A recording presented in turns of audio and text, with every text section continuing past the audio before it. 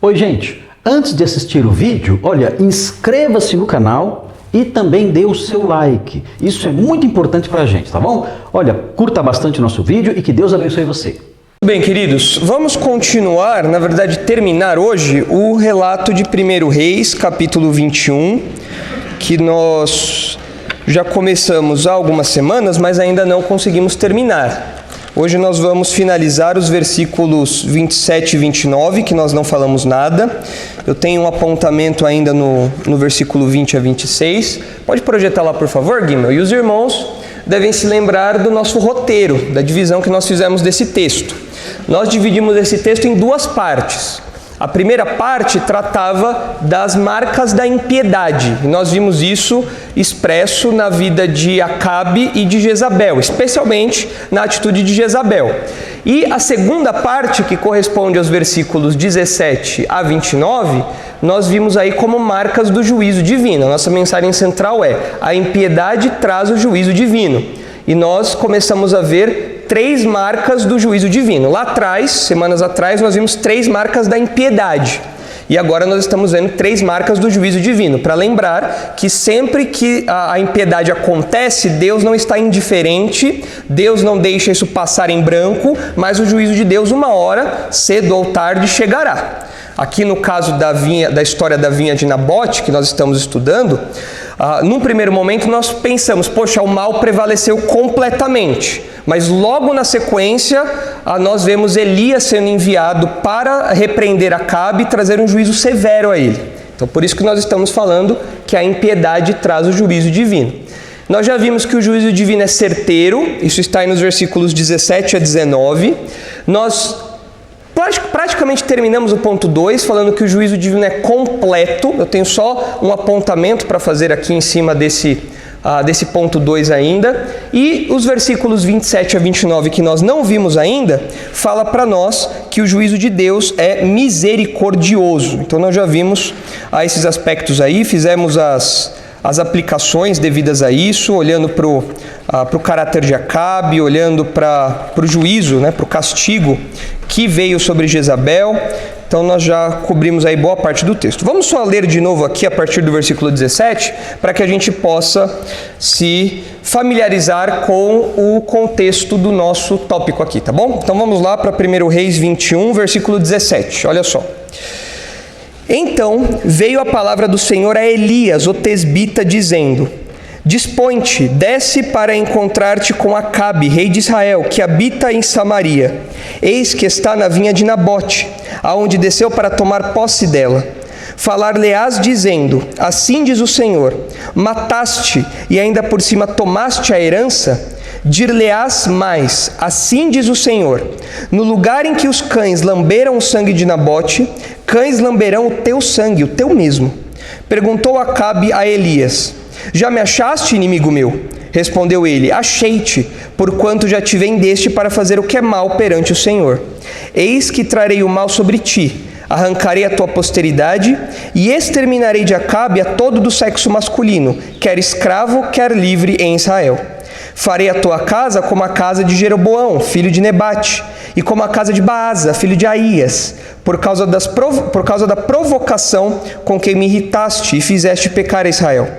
Também de Jezabel falou o Senhor: Os cães devorarão Jezabel dentro dos muros de Jezreel. Quem morrer de Acabe na cidade, os cães o comerão, e quem morrer no campo, as aves do céu comerão. Ninguém houve, pois, como Acabe, que se vendeu para fazer o que era mal perante o Senhor, porque Jezabel, sua mulher, o instigava, que fez grandes abominações, seguindo os ídolos, segundo tanto que fizeram os amorreus, os quais o Senhor lançou de diante dos filhos de Israel. Vamos parar aqui porque nós caminhamos só até aqui na semana passada. Hoje nós vamos ver daqui a pouquinho o final do texto, os versículos 27 a 29. Mas olhando ainda para aquele segundo ponto ali, que fala sobre o juízo divino, o juízo de Deus ser completo, eu queria fazer aqui alguns apontamentos que nós não conseguimos fazer na semana passada, porque alguns versículos aqui trazem umas expressõezinhas que merecem nossa atenção. O versículo 22, como nós acabamos de ler, fala para nós que todo o juízo que Deus traria a Acabe seria por causa da provocação com que ele irritou a Deus. E no versículo 26 fala que ele fez grandes abominações seguindo os ídolos, segundo tudo que fizeram os amorreus. Os amorreus, nós já vimos na semana passada, era um dos povos que habitavam ali a região da terra de Canaã, que os israelitas tinham que expulsar na ocasião da tomada da terra, e provavelmente eles eram os mais fortes, por isso que eles aqui são tomados como uma referência de todos os outros povos pagãos que habitavam ali. E o texto fala que Acabe seguia os ídolos assim como aqueles povos pagãos, assim como os amorreus. Ou seja, ele fez tudo que a lei falava que não poderia fazer, que Josué enfatizou na conquista: vocês não podem fazer aliança com o povo, vocês não podem seguir os deuses do povo, vocês não podem fazer isso. Acabe ignorou tudo isso e fez exatamente o que ele não poderia fazer. Então o juízo de Deus veio sobre ele. Agora essa expressãozinha aí, provocação com que me irritaste, no Antigo Testamento, essa expressãozinha de provocar o Senhor a ira, ressalta a intensa ira que Deus tem especialmente contra a idolatria. Se os irmãos olharem lá em Deuteronômio 32, os irmãos verão essa ênfase relacionada à punição severa aplicada aos idólatras. Veja Deuteronômio 32, a partir do versículo 15, e veja aí como o juízo de Deus contra a idolatria é aplicado em termos severos aqui. E nós temos essas palavras sendo usadas, de provocar o Senhor, levar o Senhor à ira, irritar o Senhor, tudo relacionado à idolatria. No contexto do Antigo Testamento isso é muito forte, e desde Deuteronômio nós já vemos essa ênfase. Olha só, Deuteronômio 32, 15. Mas, engordando-se o meu amado, deu coices. Engordou-se, engrossou-se, ficou nédio e abandonou a Deus que o fez. Desprezou a rocha da sua salvação. Aqui está falando de Israel. Com deuses estranhos o provocaram a zelos. Com abominações o irritaram. Sacrifícios ofereceram aos demônios, não a Deus. A deuses que não conheceram. Novos deuses que vieram há pouco, dos quais não se estremeceram seus pais. Olvidaste a rocha que te gerou, e te esqueceste do Deus que te deu o ser. Viu isto o Senhor e os desprezou, por causa da provocação de seus filhos e suas filhas. E disse: esconderei deles o rosto, verei qual será o seu fim, porque são raça de perversidade, filhos em quem não há lealdade. A zelos me provocaram com aquilo que não é Deus, com seus ídolos me provocaram a ira, portanto eu os provocarei a zelos. Com aquele que não é povo, com louca nação os destarei a ira. Porque um fogo se acendeu no meu furor, e arderá até o mais profundo do inferno. Consumirá a terra e as suas messes, e abrasará os fundamentos dos montes. Amontoarei males sobre eles, as minhas setas esgotarei contra eles. Consumidos serão pela fome, devorados pela febre e peste violenta. E contra eles enviarei dentes de feras e ardente peçonha de sementes do pó. Fora devastará a espada, em casa o pavor, tanto ao jovem como à virgem, tanto à criança de peito como ao homem encarnecido. Vejam aqui então os termos severos com que Deus se levanta contra a idolatria. E o texto de Reis que nós estamos estudando fala que Acabe, ao longo de sua vida, ao longo de seu reinado, fez exatamente isso. Provocou o Senhor a ira, irritou o Senhor, exatamente nos termos aqui de Deuteronômio, com a idolatria, por meio da idolatria. E na verdade nós sabemos que o pecado de Israel, ao longo de todo o Antigo Testamento, sempre foi, em algum nível, em algum grau, relacionado à idolatria. Nós vemos na narrativa de Reis os postes ídolos, o culto a Baal sendo introduzido, fortalecido, o desprezo ao culto a Deus. Nós sempre vemos isso na narrativa dos reis, na narrativa do Antigo Testamento. O problema de Israel sempre foi o pecado de idolatria. E Deus já falava lá em Deuteronômio: olha, isso vai acontecer, eu vou me irritar, isso vai me causar uma ira grande, o meu furor vai se acender e eu vou trazer um juízo severo contra vocês. E isso é ilustrado aqui na vida de Acabe. Agora, o que é importante para nós pensarmos é o seguinte: será que a idolatria é algo que se limitou aos tempos do Antigo Testamento? Será que não existe mais idolatria hoje? Será que idolatria é algo que está relacionado apenas aos templos pagãos, à adoração de ídolos de metal, de madeira, aos templos do Novo Testamento, como nós vemos lá os pagãos? Ou será que é algo que facilmente pode ser percebido hoje também?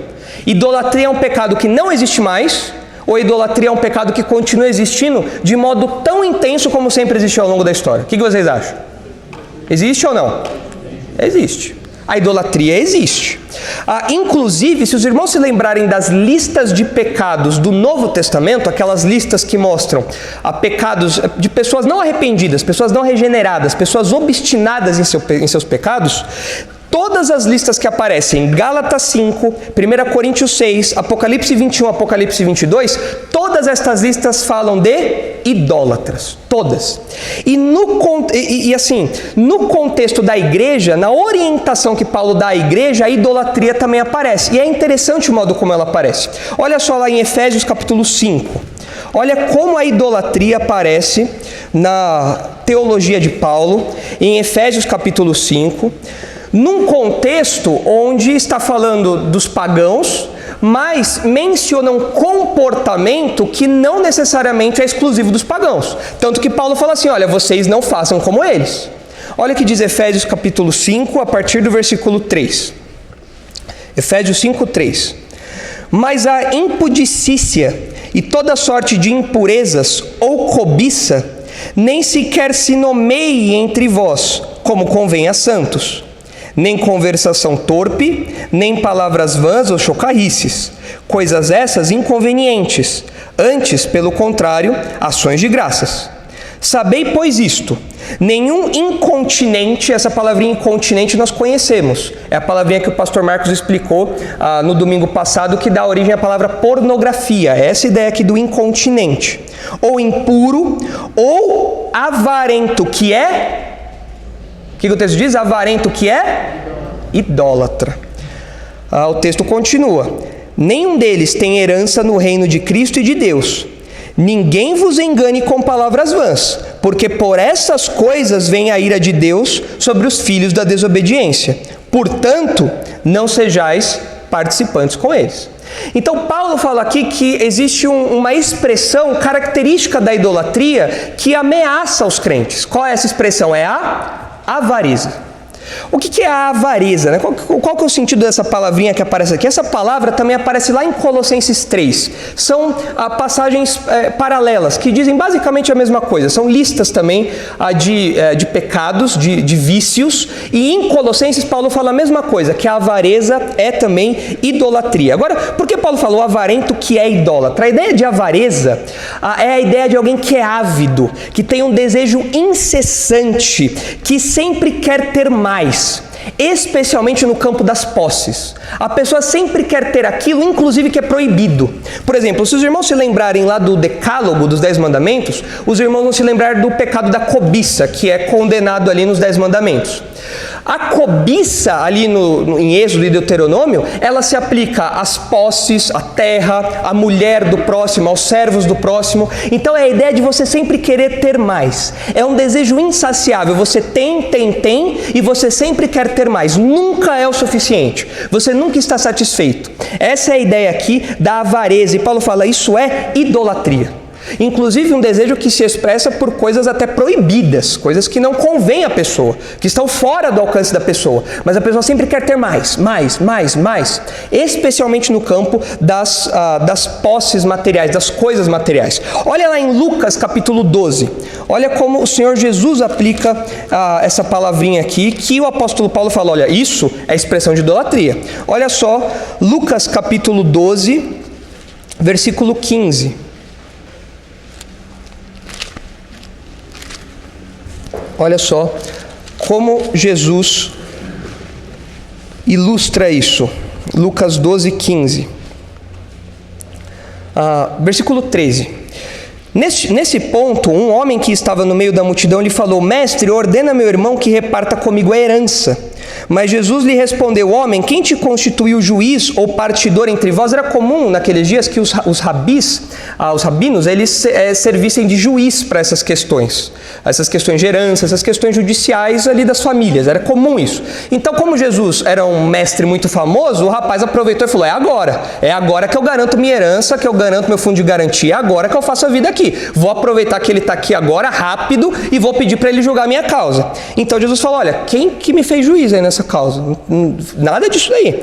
E ele fala no versículo 15, então lhe recomendou, tende cuidado e guardai-vos de toda e qualquer avareza, porque a vida de um homem não consiste na abundância dos bens que ele possui.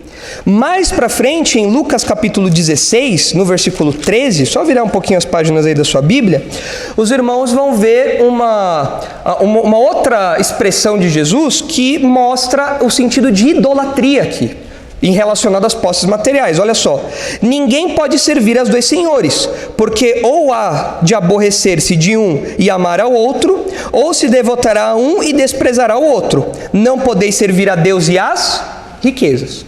Então, no contexto do Novo Testamento, é muito claro que a avareza constitui idolatria. Por quê? Porque eu tiro Deus do lugar que Ele deve ocupar, que me satisfaz, que me dá tudo o que eu preciso, de adoração, do centro da minha vida. Eu tiro Deus dali e eu coloco os bens materiais. Eu coloco dinheiro, eu coloco o carro do ano, eu coloco as conquistas materiais, eu coloco tudo ali e eu sempre quero ter mais. É insaciável.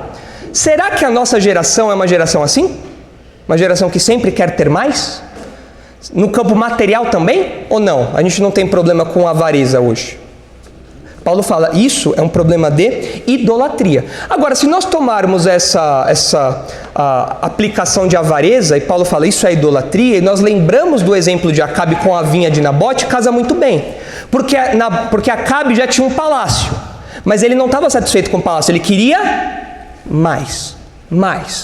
E ele cobiça. Olha o modo como os pecados de Acabe são colocados no livro de Reis mostra para nós que até o mais básico da lei Acabe não respeitava. Ele cobiçou a terra do seu vizinho, literalmente. Aquilo que o decálogo falava, você não pode fazer, Acabe foi lá e faz. Por quê? Porque ele era um idólatra. Ele sempre queria mais e mais. É a pessoa ávida por ter sempre mais. E aqui uma aplicação importante para nós. A pessoa avarenta, nesse sentido aqui, ela não mede esforços para ter aquilo que ela quer. Ela vai passar por cima de tudo e de todos para conseguir aquilo.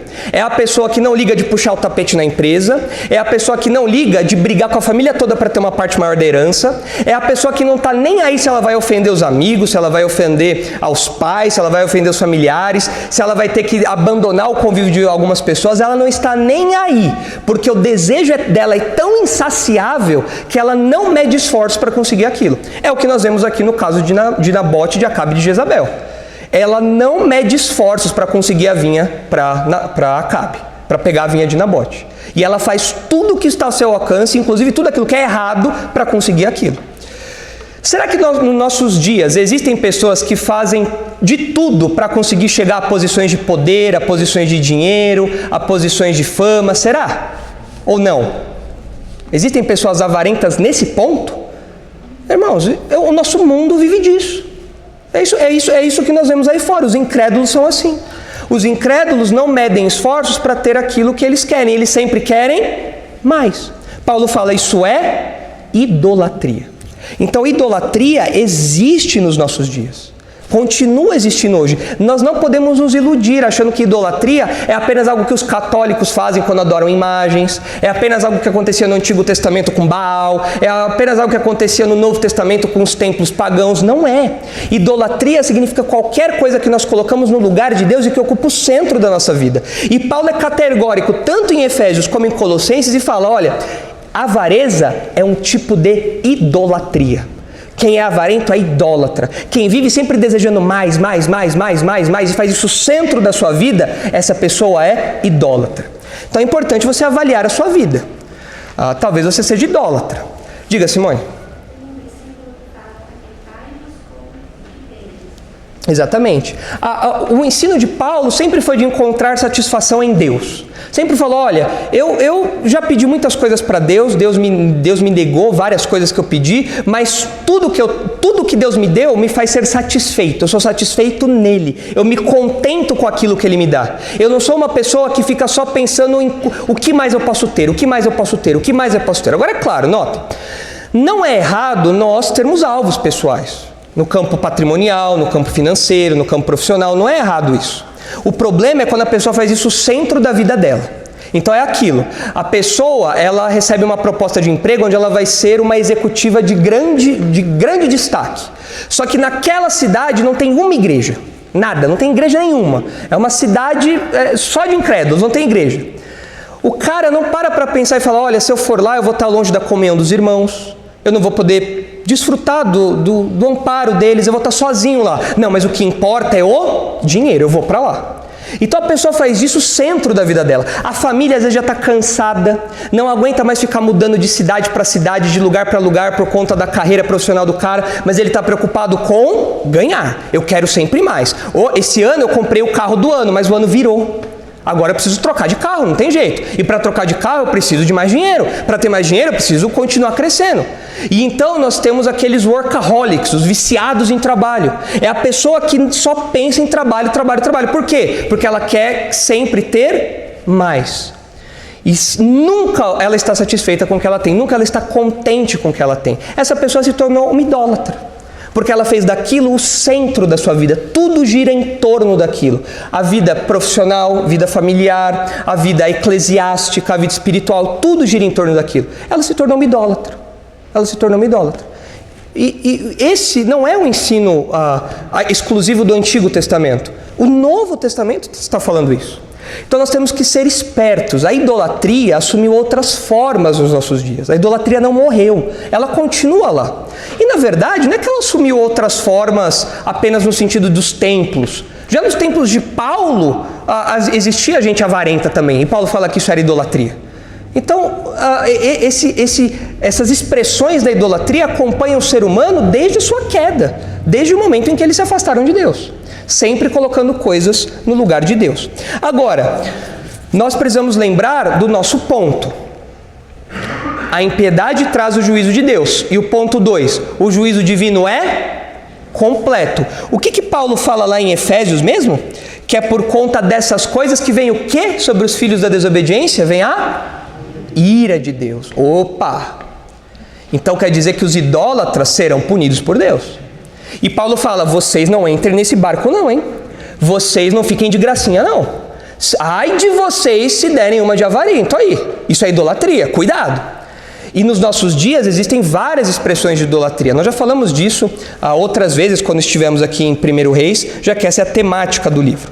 Então essa expressãozinha que aparece aí no texto, né, que fala que provoca, que Acabe provocou e irritou ao Senhor, essa expressãozinha nos lembra da ira que Deus tem contra a idolatria. E essa ira não é mais branda no Novo Testamento. Não se iluda. No Antigo Deus era mais rigoroso, agora no Novo a idolatria é menos. Não é não. A idolatria é tão repreendida quanto no Antigo Testamento. E é uma ameaça tão real para nós como foi nos tempos de Acabe e de Jezabel. O juízo de Deus é completo, a ira de Deus virá.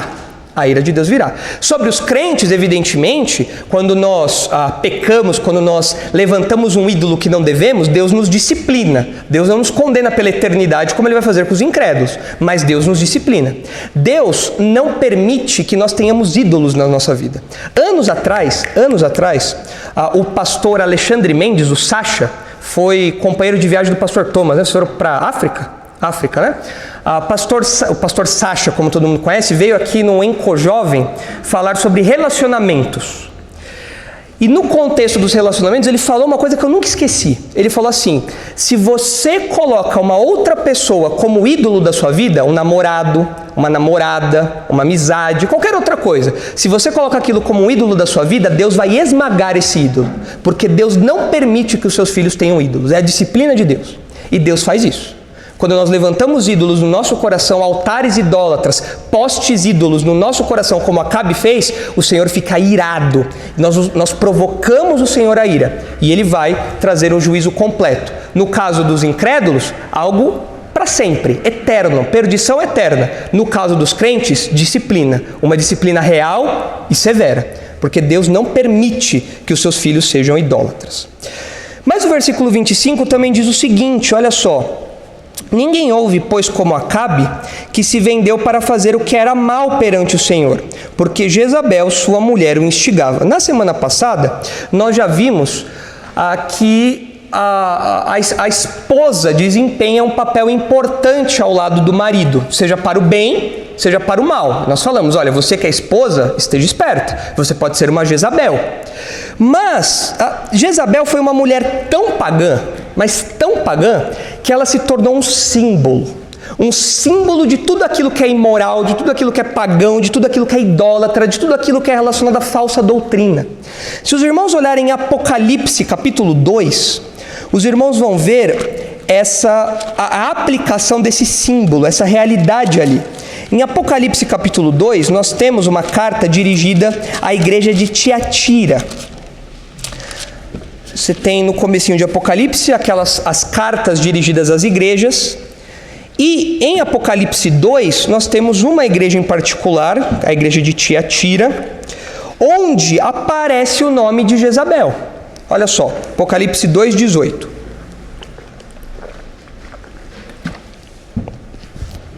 Diz assim: ao anjo da igreja em Tiatira escreve, aqui só uma notinha, anjo aqui, a palavra anjo significa também mensageiro, basicamente. Então alguns defendem que aqui pode ser o pastor da igreja de Tiatira, ou pode ser o mensageiro que foi responsável por levar essa carta para a igreja de Tiatira. Essas duas possibilidades são as melhores. O pessoal às vezes viaja um pouco quando tenta interpretar isso. Mas mensageiro tem essa ideia de alguém que leva alguma mensagem. Pode ser o pastor, que era responsável aqui, pode ser o mensageiro que levou esse conteúdo até aquela igreja.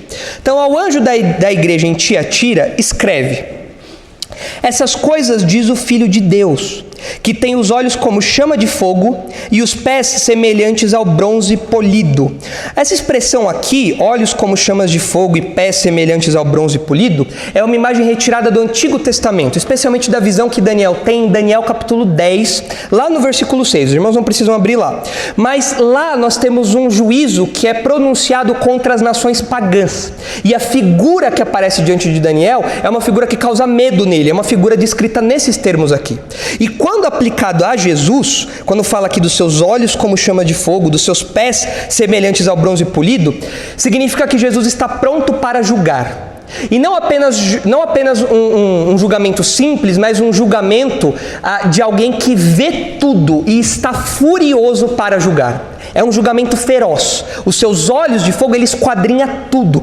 Tanto que mais para frente, na carta a Tiatira, é dito no versículo 23 que ele é aquele que sonda mentes e corações.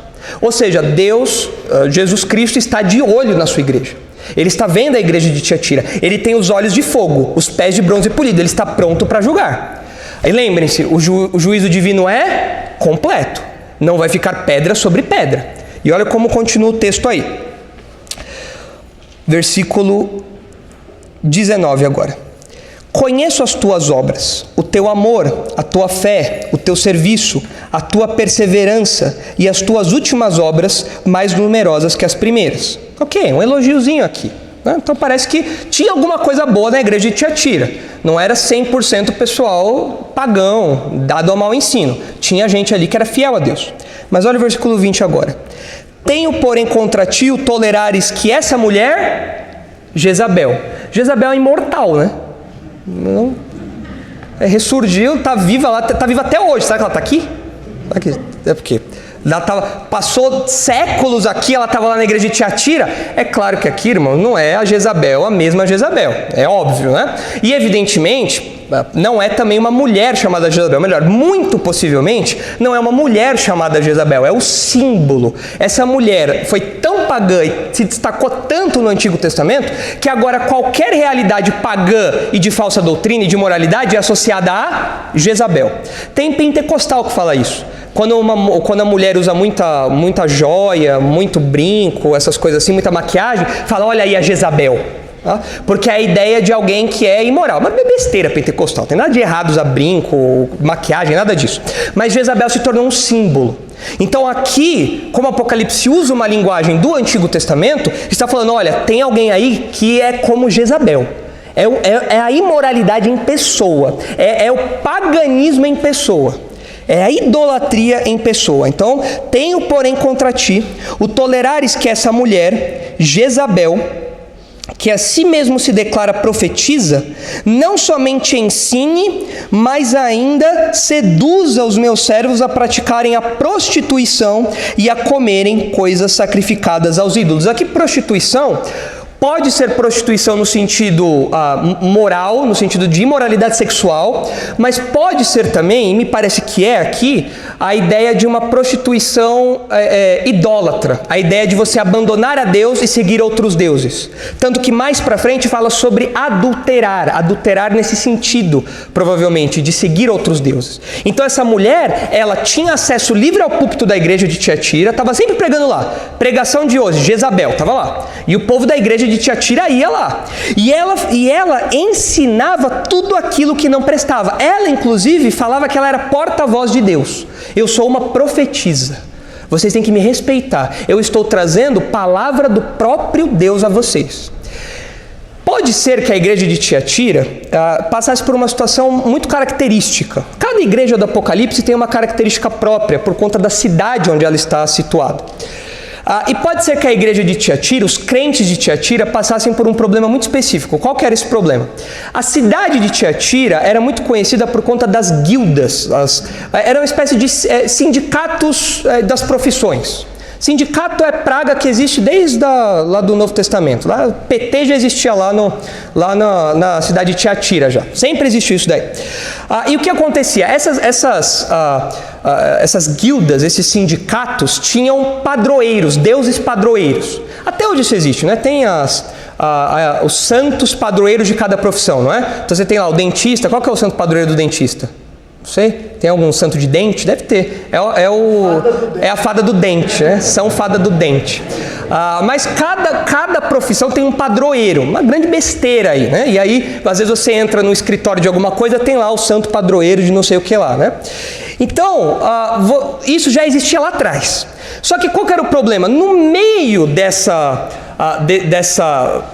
sindicato, dessas guildas, os crentes sofriam. Por quê? Porque as reuniões sindicais eram piores do que são hoje. Se hoje o nosso problema é só o sindicato dos metalúrgicos com Lulinha e tudo mais, naquela época o problema é que eles tinham um banquete ao Deus padroeiro. Eles participavam de um culto ao Deus padroeiro. Era um ato religioso, não era apenas comercial. Então os crentes sofriam muito. Eles falavam, olha, não tem como a gente prosperar nesse contexto, porque eu vou estar sacrificando a minha consciência, eu vou estar me tornando um idólatra, porque para eu conseguir projeção profissional, eu preciso estar no meio dos idólatras e adorar esse padroeiro aí das guildas. Não rola isso. Então esse talvez fosse o problema de Tiatira. E aqui nesse contexto, pode ser que essa mulher estivesse ensinando o quê? Olha, não tem problema vocês irem lá. É tranquilo, gente, por favor, novos tempos. Aquilo que você faz com o seu corpo, aquilo que você faz aqui, não tem relevância nenhuma para a sua vida espiritual. Talvez fosse um ensino já gnóstico também, aquela ideia de que o que a gente faz com o corpo não afeta nosso espírito, não afeta a nossa alma. Então ela talvez estivesse falando assim, olha, vai lá, se envolve com o pessoal, come lá do banquete sacrificado a ídolo. Olha, não tem problema nenhum isso. Pelo contrário, isso vai ser bom. Isso vai ser bom para você. Olha só, você vai poder dar um testemunho lá dentro. Você vai ter mais projeção lá dentro para poder pregar o evangelho. Olha só que coisa boa. E essa mulher então ia misturando paganismo com cristianismo. Ela ia misturando exatamente como Jezabel fez no Antigo Testamento. Pegou o povo de Israel e introduziu ferozmente o baalismo ali junto com Acabe. E essa mulher faz a mesma coisa na igreja de Tiatira. E talvez, por ser um culto pagão, não envolvesse apenas um banquete, mas envolvesse também atos sexuais, envolvesse também uma realidade sexual. Então essa mulher aqui era o demônio, era realmente uma Jezabel, era terrível o que ela fazia. Agora, ao invés da igreja expulsar Jezabel, o que eles faziam? Qual que é o verbinho que aparece aí? Eles toleravam Jezabel. Eu fico muito tranquilo de saber que as igrejas hoje em dia não toleram mais Jezabéis. Eu fico muito tranquilo, não é verdade? Não existe mais nenhuma igreja que tolera Jezabel, não é? Tem igreja que tolera falso ensino? Tem? Sério? Olha só um exemplo que eu trouxe aí. Guimel, passa para o próximo slide aí, por favor. Olha só o que eu trouxe aí. Eu fiquei tão incrédulo disso que eu fui ver no Instagram dessa pessoa aí. É a apóstola Kathleen Lorraine. E ela tem um programa muito especial chamado Quarta Profética. Ela e o marido dela também é apóstolo. E está escrito ali, ó. Hoje, 21 horas, como destravar, ver anjos no culto para operar no profético. Não sei o que é operar no profético, mas está lá. Do lado, por que sair do corpo e relacionar com Deus? Qual o propósito? Vamos compartilhar experiências e responder dúvidas. Ó, eu entraria na live para perguntar isso. Ó, vem cá, como é que é esse negócio aí? Próximo slide, Guilherme, por favor. Aí é o marido dela, ó. Apóstolo Mateus Eduardo, seja destravado aí, pastor Thomas, a coluna, destravar. Seja destravado para entrar nas dimensões dos céus. Aí, ó, outro nível, aí destravar tudo. Segredos do arrebatamento em espírito consciente. Tá interessante a coisa aí, né? Multiverso gospel, né? Aí do lado, quarta profética, equação de Elohim. Eu nunca gostei de matemática, fiz teologia para fugir disso, agora tem equação? Nada a ver isso daí, né? Aprenda o maior mistério do universo. Aí tem a descrição. Guilherme, coloca a descrição aí, por favor. Acho que está um pouco pequena, mas eu vou ler aqui para vocês. Nada que está ruim não possa piorar. Nossa sede é mergulharmos em Yeshua e experimentarmos as profundezas de Cristo. Nossa missão é ativarmos ministérios e queimar uma geração. Discurso de ódio isso aí. Tem que queimar mesmo. Apóstolo Mateus Eduardo é avivalista, conferencista, ministro de cura e libertação, doutor espiritual, professor reformador, raio-x de Deus, desbloqueador emocional, projetor espiritual e mestre training espiritual. Training spiritual. Tem que ter o sotaque. A apóstola Kathleen Lohane é avivalista, ministra de milagres, cirurgiã espiritual. Aí mais uma pastor Thomas ir lá para ver se resolve a coluna. Advogada, tudo que é ruim tá lá. Advogada, profetiza reformadora. Interessante, Jezabel falava que ela era o quê? Profetiza, olha só, o tempo passa e o pecado continua o mesmo. Se diz porta-voz de Deus. Ela tem treinado centenas de profetas no mundo todo. Eles também são os pioneiros das pedras e penas do céu. Não sei o que é isso. Treinamos mais de 1000 generais em todo o mundo, em 9 países. Vejam só, o mundo todo em 9 países. São líderes do ministério imersos em Jesus, professores da Academia Mundial de Generais, conhecida também como Escola Holy Spirit, e da Escola de Profetas na Prática. Criadores do método ATP, método AS, método ASCM, método CCDT, fórmula ROEH. Autores do livro Manual Prático de Libertação de Alto Nível e Como Sair do Corpo Lucidamente. Podem seguir lá no Instagram se quiserem, né? Eu passo isso aí para quem é simpatizante disso, porque eu não consegui ficar 5 minutos naquele Instagram lá. Agora, vocês acham que isso tem seguidor ou não? Opa! Tem lá, inscritos no canal, seguidores na página, pessoa que comenta bênção de Deus, tem lá. Então isso daqui que a gente vê é o quê? Isso aqui é Jezabel. É uma mistura de paganismo com cristianismo. Equação de Elohim, sair do corpo em projeção, isso é coisa de espírita, isso é coisa de macumba, isso é coisa de kardecismo, mas está lá, envolvendo, misturando essas coisas todas. E tem gente que olha para isso e tolera. Fala, não, isso aí não tem problema, isso é uma interpretação da pessoa. Nós não podemos repreender essa pessoa, nós não podemos falar que essa pessoa está errada, nós não podemos chamá-la de Jezabel, nós não podemos fazer isso. A gente tem que ser amor, tem que ser inclusivo. Me poupe. Olha isso daqui, pelo amor de Deus, não tem como. Então, isso daqui, claro, é um extremo. Agora, existem outras falsas doutrinas que entram na igreja de modo muito mais discreto e vão ganhando espaço dentro da igreja. E vão colocando ideias pagãs dentro do contexto eclesiástico, que era o que estava acontecendo ali em Tiatira. Olha como o texto continua, versículo 21. Dê-lhe tempo para que se arrependesse. Ela, todavia, não quer arrepender-se da sua prostituição, obstinada, como Jezabel, como Acabe, não muda. Eis que a prostro de cama, bem como em grande tribulação, os que com ela adulteram, caso não se arrependam das obras que ela incita. Jezabel incitava Acabe, e Jezabel aqui incita quem? Os crentes, a igreja. Matarei os seus filhos, e todas as igrejas conhecerão que eu sou aquele que sonda mentes e corações, e vos darei a cada um segundo as suas obras. Aqui é interessante que, diante da obstinação dessa mulher, dessa falsa profetisa, Deus diz que a punirá como um instrumento de prostituição, ou no instrumento de prostituição, que é a cama. Você se prostitui, o recurso gráfico para isso é a cama, é o lugar onde esse tipo de coisa acontece. Então você quer isso? Então eu vou te lançar na cama. É uma doença que vai te matar, que vai te deixar de cama. E o texto fala na sequência que não apenas ela seria punida, mas também todos os seus filhos, ou seja, todos aqueles que seguiam o ensino dessa mulher. Aí vocês acham que a morte, nesse caso, era uma punição muito severa? Poxa, matar a Jezabel, será que não é muito severo? O que vocês acham? Não podia ser algo mais brando? Sim ou não? Não.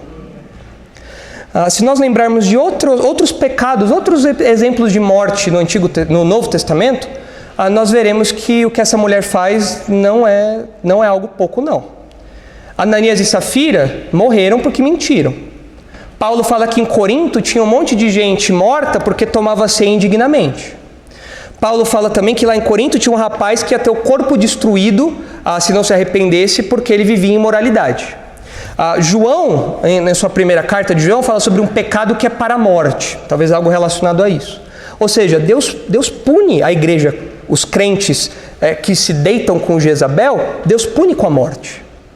Crentes idólatras também são disciplinados por Deus nesse nível aqui. E o texto fala que não apenas Jezabel, mas todos os discípulos dela pagariam por isso aqui. Ou seja, volta lá por favor, Guimel, no esboço. O juízo de Deus é completo. Não vai ficar um que siga Jezabel. Não vai ficar um. Porque Deus é um Deus zeloso pela sua igreja. O livro de Apocalipse fala que Jesus anda por entre as igrejas, ele está vendo. Lembra, ele tem os olhos como brasas de fogo, olhos fumegantes, olhos que veem tudo e estão prontos a julgar. Nada foge dos olhos de Deus, nada. Nada no contexto da igreja, no nosso meio. Se houver isso, Deus vai disciplinar, Deus vai punir, Deus vai trazer isso à tona, e até mesmo na sua vida, Jesus tem os olhos de fogo, ele está vendo. Não pense que você pode esconder algo de Deus. Eu vou misturar aqui um pouquinho de idolatria, vou ser um pouco avarento, como a gente falou aqui agora, vou incentivar alguém, vou incentivar meus irmãos, incitar meus irmãos a fazer alguma coisa errada, tudo aqui discreto, no campo pessoal, ninguém está vendo nada. Não se iluda. Eu posso não estar vendo, os pastores podem não estar vendo, mas Jesus está vendo. E quando Jesus vê, ele traz um juízo completo. Completo, completo, completo. As igrejas de hoje não fogem desse perigo e não fogem também do juízo de Deus. Beleza? Terminamos aí então o ponto 2 do juízo de Deus ser completo. Ok? Falamos da idolatria, falamos aí do exemplo de Jezabel no Novo Testamento. E agora nós precisamos terminar o nosso texto. Vamos ver aí os versículos 27 a 29. Olha só, a impiedade traz o juízo divino. O juízo divino é certeiro. Eu até dei o exemplo do chinelo, né? Falei que a minha avó jogava o chinelo no meu pai e sempre acertava na cabeça. Então o juízo de Deus é certeiro, mira e vai, não tem para onde correr. O juízo divino é completo, como a gente acabou de ver, total. A linhagem de Acabe, a descendência de Acabe, Jezabel, todos foram punidos completamente e totalmente tirados da terra por conta do pecado de Acabe, do pecado daquela dinastia. E agora nós vemos que o juízo divino é misericordioso para dar uma compensada aí, né? O texto é um texto de juízo, é um texto pesado, é claro. Mas nós vemos até mesmo nesse juízo pesado amostras da graça de Deus. E essa é uma realidade teológica. O juízo de Deus vem mesclado de misericórdia. Por vezes, nós vemos isso de maneira muito explícita na Bíblia. O juízo de Deus sendo mesclado com misericórdia, com graça. Deus poderia extinguir tudo e todos assim, rápido, e seria justo ao fazer isso.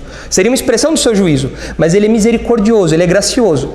No exemplo de Jezabel, que a gente acabou de estudar lá no Novo Testamento, daquela mulher, né, que se dizia profetisa, onde nós vemos a expressão de graça de Deus ali? No juízo que Deus trouxe sobre aquela mulher. Onde nós vemos isso? Lá em Apocalipse. Hein? O texto fala que Deus deu tempo. Eu dei tempo para que ela se arrependesse, mas ela não quis. Uma expressão da graça de Deus. Vamos ler aí o texto então e ver como isso se aplica a Acabe. 1 Reis 21, 27. Então Elias foi lá, pronunciou o juízo contra Acabe, e acontece o seguinte, versículo 27. Tendo Acabe ouvido estas palavras, rasgou as suas vestes, cobriu de pano de saco o seu corpo e jejuou. Dormia em panos de saco e andava cabisbaixo. Todas essas expressões que aparecem aqui são expressões de arrependimento legítimo. Nós já estamos habituados à linguagem do Antigo Testamento que usa isso aqui. O pano de saco, mostrando sua miséria, a sua tristeza. Fala aqui que ele jejuou, ou seja, ele estava num estado, ele estava tão perplexo, tão focado naquilo que foi dito para ele, que o seu apetite não o despertava. Ele estava totalmente imerso na palavra que Elias acabou de trazer para ele. Estava cabisbaixo, dormia em panos de saco, era um estado constante. Ele começou a andar desse jeito. E é curioso observar isso, porque Acabe é um homem de altos e baixos. Porque alguns versículos atrás, antes de ter a vinha de Nabote, ele estava todo desgostoso, virava para o lado, de bico e tal. Agora ele está cabisbaixo, ele está triste. O ímpio é assim. O ímpio é alguém com altos e baixos. O ímpio é alguém que ora está triste, ora está feliz, ora vai estar lá, ora está aqui, ora está arrependido, chorando, não aguenta mais, outra hora está... Então, o ímpio é assim. E aqui nós vemos uma mudança, pelo menos uma vez, parece uma mudança legítima em Acabe. E por que parece uma mudança legítima? Olha só a sequência do texto, versículo 28. Então veio a palavra do Senhor a Elias, o tesbita, dizendo: Não viste que Acabe se humilha perante mim? Portanto, visto que se humilha perante mim, não trarei este mal nos seus dias, mas nos dias de seu filho o trarei sobre a sua casa. Alguns falam assim, olha, Acabe aqui não se arrependeu. Acabe teve uma espécie de remorso. Só que a resposta que Deus dá para esse episódio não parece uma resposta de remorso. Parece que Acabe se arrependeu de verdade. E Deus reconheceu esse arrependimento dele. Deus não pode ser enganado. Uma pessoa que tem remorso e se comporta desse jeito pode enganar a gente, mas não pode enganar Deus. Não teria como fazer isso. E aqui é o próprio Deus que fala para Elias, olha, aconteceu isso, isso e isso. Ou seja, é algo que é um parecer, é uma avaliação, é um julgamento que vem do próprio Deus. Então parece que Acabe realmente se arrependeu aqui. Agora, isso significa que Acabe se converteu? Acabe foi lá, abandonou os ídolos, cantou lá a música de consagração, levantou a mão no culto, falou, não, agora eu abandonei a vida idólatra, não quero nada mais disso. Significa isso? Não. Significa que o arrependimento de Acabe foi pontual. Naquela questão da vinha de Nabote, ele realmente ficou arrependido. Ele realmente se arrependeu naquela questão. Isso nos mostra uma coisa interessante, que até mesmo os incrédulos podem experimentar esse fenômeno. Acabe nunca se converteu. O juízo que foi dado a ele morreu com um título do pior rei de Israel. Ele morreu com esse título. Mas nós vemos aqui que até mesmo um incrédulo, por vezes, pode ter o peso na consciência, ou a ação do Espírito Santo, no que nós chamamos, o que a teologia chama de graça comum de Deus. Até mesmo um incrédulo pode se arrepender de uma coisa errada que faz. Os irmãos conhecem pessoas assim. Incrédulos, pessoas que não são crentes, mas que fazem uma coisa errada, são repreendidas e se arrependem de verdade daquilo. Não significa que a pessoa se converteu. É claro que esse arrependimento, é óbvio que esse arrependimento não é suficiente para salvação, é evidente. É algo pontual, é algo temporal, é algo que diz respeito àquele episódio específico. E é por isso que o arrependimento de Acabe tem efeitos temporais e não eternos. Não é que ele se converteu. Aquela palavra de Elias realmente bateu nele. Não é absurdo nós pensarmos isso, porque mesmo o incrédulo tem ainda um resquício da consciência que Deus deixou em todo ser humano por sermos feitos à imagem e semelhança de Deus. É claro que a nossa consciência, por causa do pecado, ela é deturpada, ela é desvirtuada. Mas algum nível de consciência, Paulo fala que até os incrédulos têm em Romanos. Ele fala, olha, a pessoa sabe o que é certo e errado. E aqui nós podemos até mesmo pensar numa ação especial do Espírito Santo, naquilo que eu mencionei, que os teólogos chamam de graça comum de Deus. O que é a graça comum de Deus? A graça comum de Deus é uma expressão graciosa de Deus, é uma ação graciosa de Deus em favor da humanidade, para que o mundo em que nós vivemos não se torne insuportável. Então, por exemplo, lá em Mateus capítulo 5, Jesus fala que o sol, a chuva, vem sobre crentes e incrédulos. É uma expressão da graça comum de Deus. Deus faz coisas boas para crentes e para incrédulos. Isso não significa que os incrédulos são crentes, que os incrédulos são salvos, nada disso. Mas significa que, eventualmente, Deus derrama sua graça, até mesmo sobre os incrédulos, em questões pontuais. E talvez aqui seja uma expressão dessa graça comum de Deus. Que, de novo, não é uma graça salvífica. Acabe não se converteu aqui. Ele se arrependeu de uma coisa muito pontual.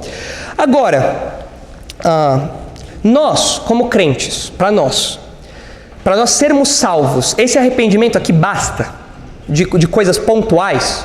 Não. Tanto que a mensagem do Evangelho é o quê? Você tem que se arrepender de você ser um pecador, da sua vida de pecados.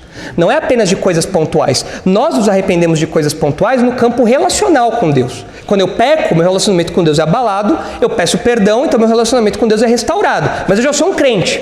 Agora, se eu sou um incrédulo, como Acabe aqui, eu preciso me arrepender de uma vida de pecados. Eu preciso falar, Senhor, eu sou um pecador. Eu mereço a sua ira, eu mereço o seu juízo, eu não mereço a sua graça. Mas o Senhor enviou Jesus para morrer no meu lugar. Então eu me arrependo dos meus pecados e creio que Jesus morreu para pagar a culpa que era para mim. E Ele é meu Salvador então. Essa é a mensagem do Evangelho. Esse é um arrependimento diferente. É um arrependimento completo, uma mudança de vida completa. Aqui em Acabe é uma coisa pontual. Então talvez você esteja aqui hoje e você seja alguém que se arrepende como Acabe, pontualmente. Me arrependo de ter feito isso, me arrependo de ter feito isso, mas ainda não se arrependeu em termos salvíficos. O arrependimento de Acabe não é suficiente para te levar para o céu. O arrependimento de Acabe não é suficiente para te livrar da ira eterna de Deus, para te livrar do juízo divino. Não é. Deus está sendo misericordioso e está te dando a oportunidade de ouvir o Evangelho pregado aqui domingo após domingo. Você deve ouvir essa pregação e se arrepender de maneira completa e crer que Jesus é o Salvador, o único Salvador que tem. Aí sim você vai ter um arrependimento com implicações eternas e não apenas temporais, que não é o caso de Acabe aqui. E o que aconteceu com Acabe então? Deus falou, olha, lá atrás Deus disse que traria o juízo sobre Acabe, de modo que ele morreria ali mesmo naquele cenário em que aquela trama toda aconteceu. Mas isso não aconteceu com Acabe, porque Deus de fato abrandou a pena de Acabe por conta desse episódio aqui. Olha só o jeito que Acabe morreu lá em 1 Reis, capítulo 22. Como isso se cumpriu parcialmente, né? Vocês devem se lembrar que o versículo 19, que nós estamos estudando, fala assim: no lugar em que os cães lamberam o sangue de Nabote, cães lamberão o teu sangue, o teu mesmo. Esse era o juízo contra Acabe. Mais para frente, no capítulo seguinte, nós vamos estudar a morte de Acabe. Depois que Acabe morreu, vejam o que diz aí os versículos 37 e 38. 1 Reis 22, 37. Morto o rei, levaram-no a Samaria, onde o sepultaram. Quando lavaram o carro junto ao açude de Samaria, os cães lamberam o sangue do rei, segundo a palavra que o Senhor tinha dito. As prostitutas banharam-se nestas águas. Veja só, lá no capítulo que nós estamos estudando, o juízo era que os cães lamberiam o sangue de Nabote na vinha, dando a ideia de alguém que não teve sequer a oportunidade de ser enterrado, como aconteceu com Jezabel. Quando chegaram para enterrar Jezabel, nós vimos na semana passada, os cães já tinham deixado só a caveira de Jezabel lá. Mas com Acabe não foi assim. Deus abrandou a pena para Acabe, de modo que eles puderam sepultar Acabe. Acabe foi sepultado. Morto o rei, levaram-no a Samaria, onde o sepultaram. Mas houve um cumprimento parcial daquilo que Deus disse. Porque quando estavam lavando a carruagem na qual Acabe morreu, a água escorreu junto com o sangue num açude, onde prostitutas se banhavam. E aí o texto fala, isso cumpriu o que Deus havia dito lá atrás. Não foi o cumprimento completo, porque a pena foi abrandada, mas nesse sentido, aquilo aconteceu. Agora, por que vocês acham, pensem aí, por que vocês acham que o texto fala para nós, faz questão de mencionar para nós, que o sangue de Acabe se misturou com a água onde as prostitutas se banharam? Por quê? Por que o texto faz questão de mencionar as prostitutas aqui? São passagens do Antigo Testamento que falam, mas por que esse detalhe é tão importante aqui no texto? A gente fica intrigado. Por quê? Por que vocês acham que é importante para o autor de Reis mostrar que na morte de Acabe, de alguma maneira, ele estava associado à prostituição? Por quê?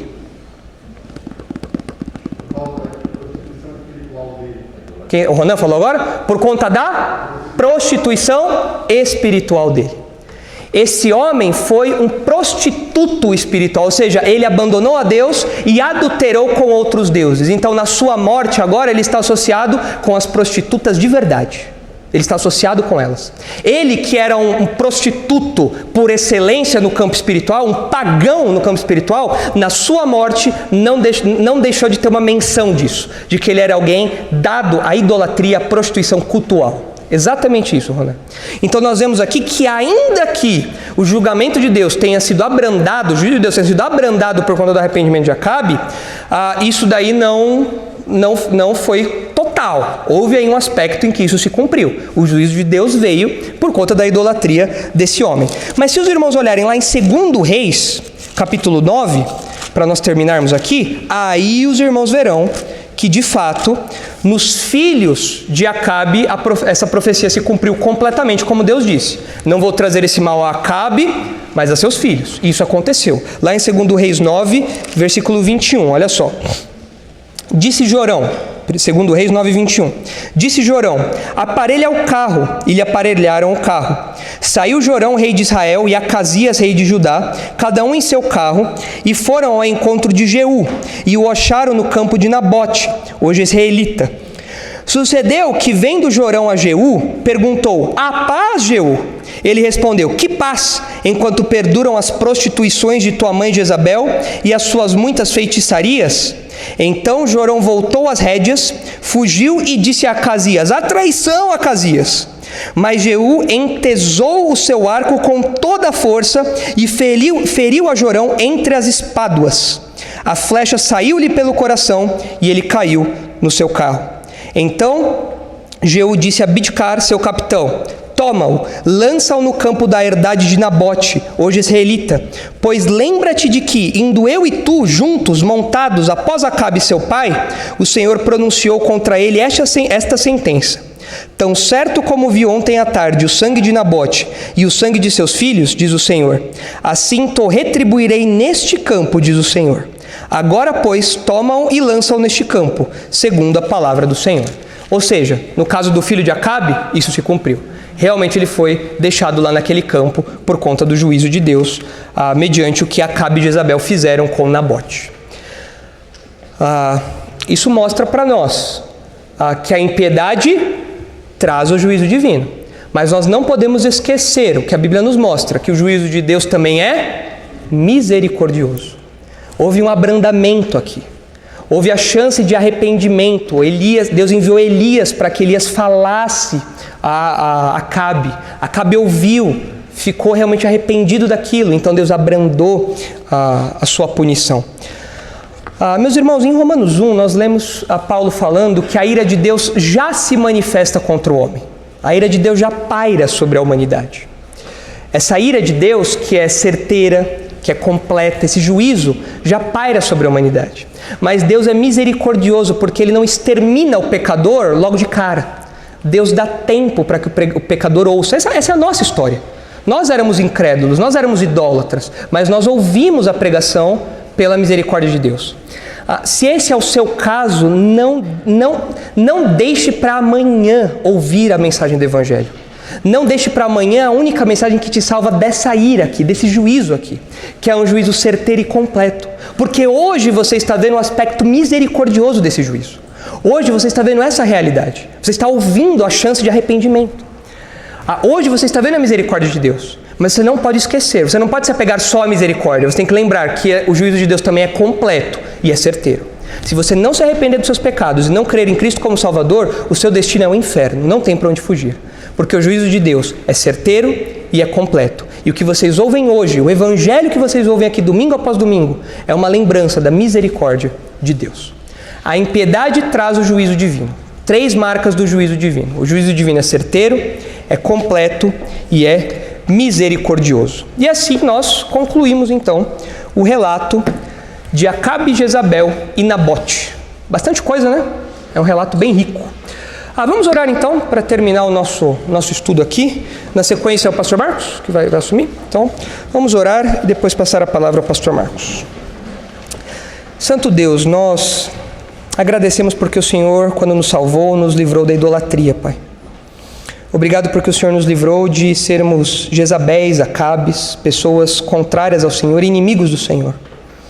Pedimos, Pai, que o Senhor mantenha essa realidade viva em nossos corações, em nossas mentes, para que nós não caiamos novamente na idolatria, no paganismo, na mentira, na falsa doutrina, como aconteceu com a igreja de Tiatira. Livra-nos disso, por favor. Pedimos também, Pai, que o Senhor nos dê uma visão equilibrada a respeito do juízo do Senhor. O juízo do Senhor é misericordioso, sim, mas o juízo do Senhor também é certeiro e é completo. O Senhor não é indiferente ao pecado. O Senhor não faz vistas grossas ao pecado. O Senhor punirá, Pai, se não agora, certamente no futuro e pela eternidade, todo pecado não arrependido, todo pecado não confessado, todo aquele pecador que não correu ao Senhor em busca de salvação. Pedimos, Pai, que o Senhor mantenha muito nítidas essas verdades em nosso coração, de modo que nós fujamos do exemplo de Acabe e de Jezabel, de modo que nós fujamos, Pai, da idolatria e dos perigos da avareza, da imoralidade, da prostituição em seus mais diversos níveis, inclusive no campo da adoração a outros deuses. Ajuda-nos, por favor, a sermos crentes fiéis, zelosos, compromissados exclusivamente com o Senhor, de modo que nós não tenhamos outros ídolos, outros deuses, que nós não tenhamos postes ídolos no nosso coração. E é no nome de Jesus Cristo, nosso Salvador, que nós oramos, pedimos e agradecemos. Amém. Oi pessoal, eu espero que vocês tenham gostado do vídeo e olha, por favor, não esqueçam de dar o seu like, não esqueçam de se inscrever no nosso canal, isso é muito importante para nós, e também não se esqueçam de compartilhar. O nosso objetivo é divulgar a palavra de Deus e queremos que você seja um cooperador aí trabalhando com a gente nesse esforço de fazer a mensagem do Senhor chegar o mais distante possível ao maior número de pessoas, tá bom? Contamos com vocês. Tchau, tchau.